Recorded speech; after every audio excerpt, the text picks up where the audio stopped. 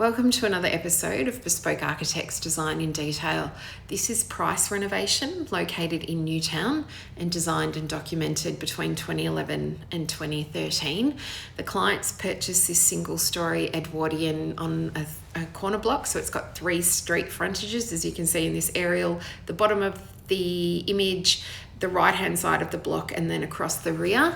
And they purchased the property in 2007 when their children were very small. By the time they approached us in 2011, their children were now school age, and they found the house required reconfiguration to meet their needs. The main issues for the family, as you can see, it was 3 bedrooms with a living room, a shared bathroom, a Euro laundry in the kitchen, and the dining and family room were open. They really wanted a second bathroom. They wanted a dedicated study. They didn't want the laundry in the kitchen. They wanted a separate laundry room that would serve as a family, and they didn't enjoy the acoustics of this back kitchen, dining, family room, and then the pergola to the east wasn't particularly brilliant. So this is the existing site access as we found it down that eastern side that adjoins the lane, and then this is the other side of the house on the western side that adjoins the neighbouring house next door.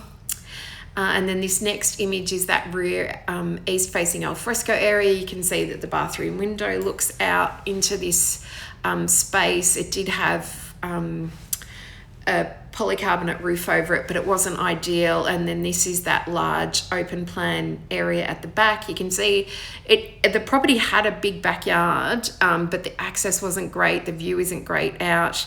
And then this was that existing living room. You can see the beautiful original fireplace in there.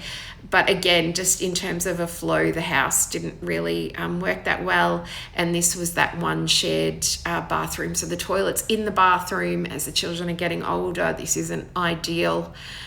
So the result was this aerial image that you can see here. We actually grabbed the space to the west on the boundary to the house, and then we did an addition at the rear of the property that went hard to the boundary on the lane. Because it was on a 3 street frontage block, us going boundary to boundary at different points was not an issue for impact to the backyard.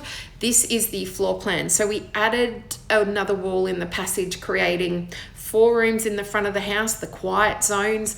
Off that, we went through the existing window to get through to the ensuite and walk-in robe that we did the little land grab for on the western side. We put a skylight in to allow light into the bedroom. We left the bathroom where it was and just gave it a little jazz up. There was a storage cupboard.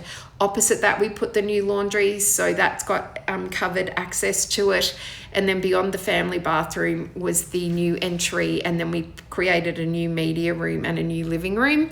This is the view from the front during construction along that lane where we added the entry, and this is the entry itself getting built. So sort of a mudroom, I guess we'd call it today. At the minute you can see through the frame to the backyard. And then this was the finished view from that front door. So you can see that we've created a long view line out to the backyard. There's natural light at the end, which I always enjoy walking to.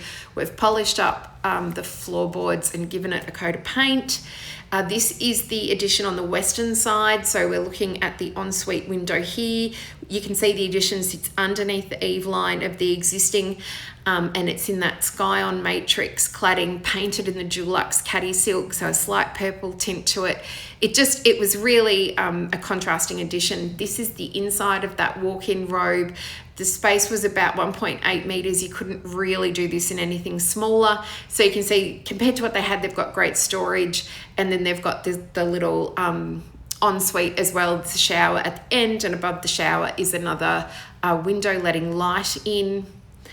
And then this was the skylight we added to the bedroom to get that natural light in. And who doesn't want to lie in bed and look at the sky? There is actually a blind that can be electronically pulled down.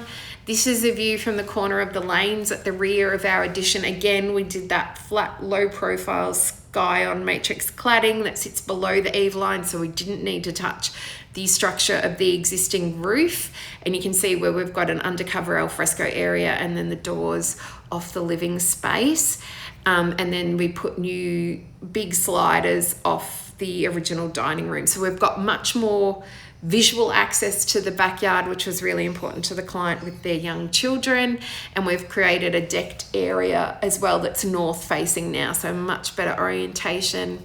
And then this is the view from the deck area looking at the another sliding door into the living space. So the living space had doors to undercover to the west or to the north, and then that's just a detail of that sky on cladding, and looking then back at the original weatherboard. So a nice contrasting colour palette here, and we really did keep the addition looking like an addition. We didn't, in this particular case, try to make it match the existing house.